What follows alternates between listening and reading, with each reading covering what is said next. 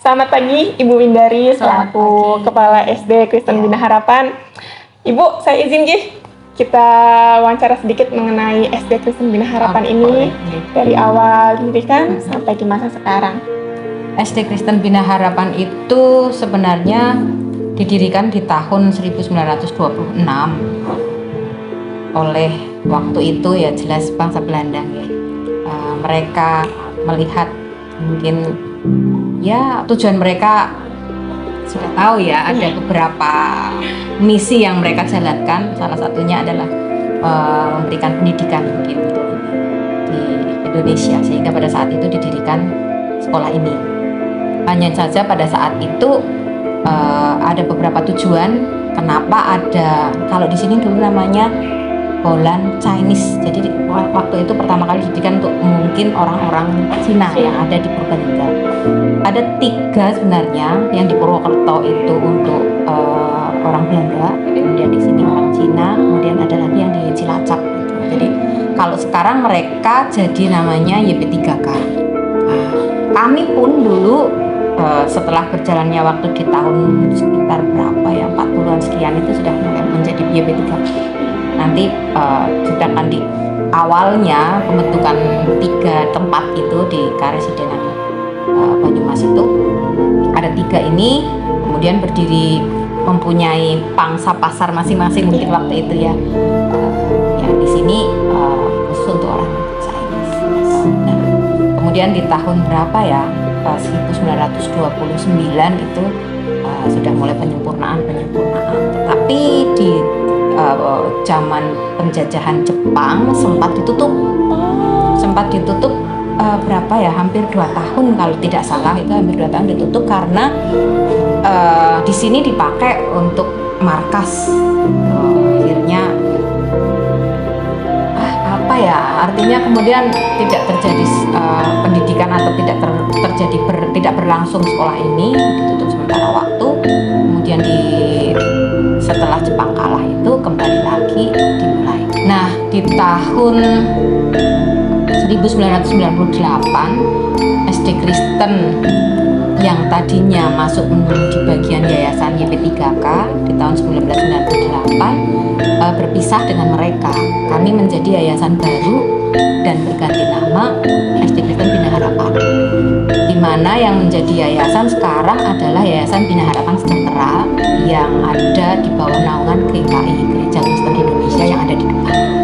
Nah, pengurus-pengurus yayasannya tidak hanya dari GKI saja, tetapi ada beberapa orang Gereja Kristen Jawa yang ada di sebelah timur ya. Lalu Bu, saya malah tadi tertarik untuk yayasan yang YP3K ya. Itu apakah nanti berbeda dengan yang yayasan Chinese yang awal dari pendiriannya? Kan memang Belanda itu awalnya mendirikan sekolah Cina nih, Cina Kristen juga.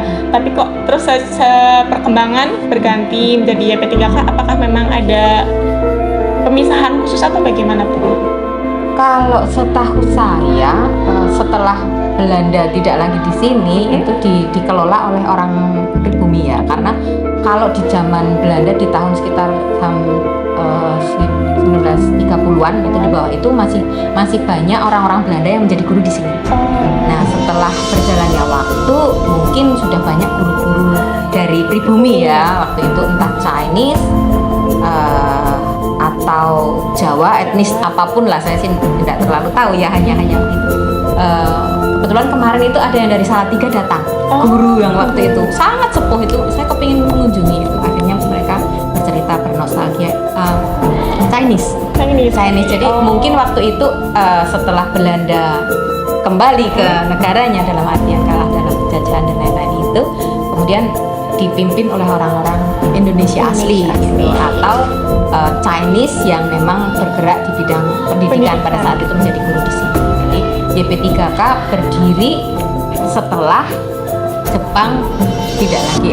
Belanda tidak lagi di Indonesia. Jadi kenapa yayasan yang di Purwokerto, Purbalingga, bahkan sampai Kelampok itu menjadi bagian dari YP3K. Jadi Purwokerto, kalau tidak salah ya, Purwokerto, Banyumas, kemudian Sokaraja ada, kemudian di Kelampok ada, bahkan Banjarnegara ada, satu lagi Cilacap itu ada.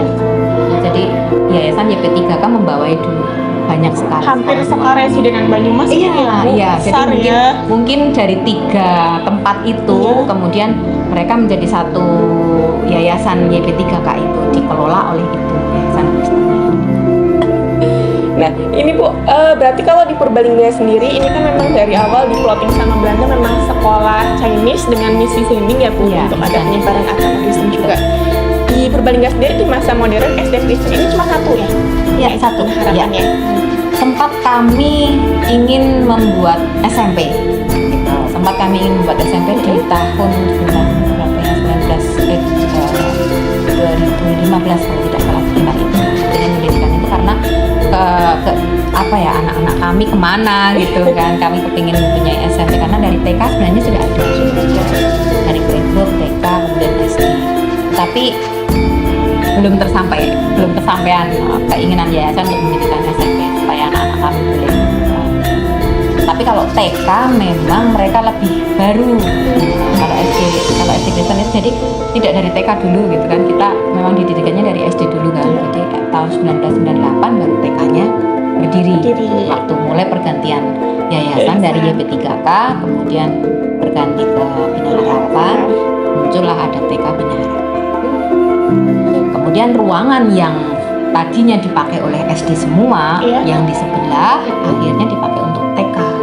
Tapi yang di sebelah untuk TK itu termasuk bangunan yang kuno? Iya, termasuk karena dulu SD Kristennya yang letter U. Nanti Ibu bisa melihat di ruangan, ada ruangan yang kami sisakan satu. Oh, yang ruang jadul itu ya? Ruang jadul itu satu ruang khusus yang kami sisakan oleh pemerintah. Memang kami boleh silakan digunakan, dirubah, tetapi tolong ada sisa sejarah yang bisa memperlihatkan bahwa ini adalah sekolah sejak zaman dulu.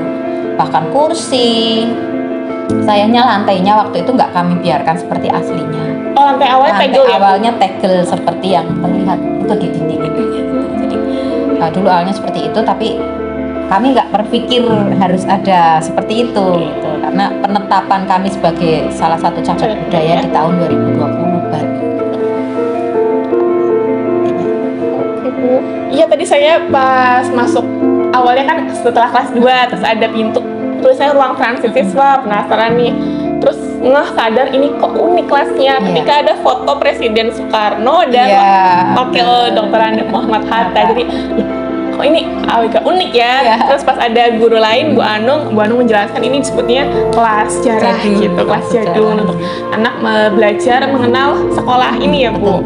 Jadi kami mempunyai program di setiap tahun, meskipun yang kelas 2 sampai 6 itu sebenarnya sudah tahu ya setiap tahun itu, tapi setidaknya kami mengingatkan kembali bahwa kita punya sejarah nih SD Kristen.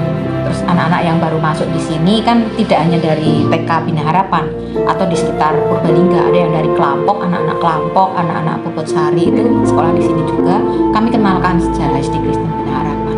Ya kami bawa ke ruang itu, kami ceritakan sejarahnya bahwa kita memang pernah ditutup sekolahnya ya. Pokoknya kita ceritakan, paling tidak mereka mengenal sejarah SD Kristen. Terakhir Bu, untuk Ibu tadi menyebutkan mengenai penetapan ya Bu sebagai cagar budaya itu di tahun 2020 ya. Berarti sekarang sudah 2025, selama rentang 5 tahun ini ya Bu, apalagi kemarin sempat diterpa COVID, peran khusus Pemda, khususnya Pemda Purbalingga dalam mengelola cagar budaya di SD Kristen Bina Harapan ini ada nggak Bu realisasi nyatanya? Kalau secara materi tidak, belum sampai ke situ. Tetapi kalau hubungan baik dengan pemerintah daerah, khususnya pariwisata ya, itu banyak. Bahkan kami sering dikunjungi. Kemudian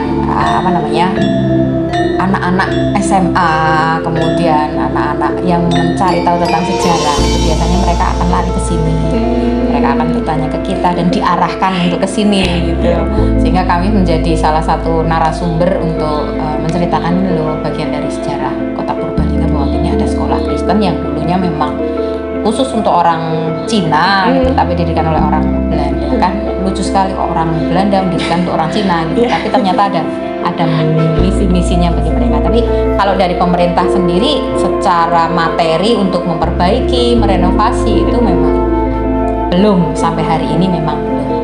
Hanya untuk kerjasama misalnya ya tadi ada keilmuannya edukasinya. Sering dari berbagai sekolah yang mempunyai tugas-tugas sejarah itu ya pasti salah satunya masih akan ke situ. Dan memang ini sekolah yang lumayan tua, kemudian dijaga masih. Meskipun keadaannya juga memprihatinkan kalau karena kami mau merubah tidak diizinkan, tetapi untuk merawat sangat berat ya, karena secara ini barang-barangnya sudah tidak ada lagi untuk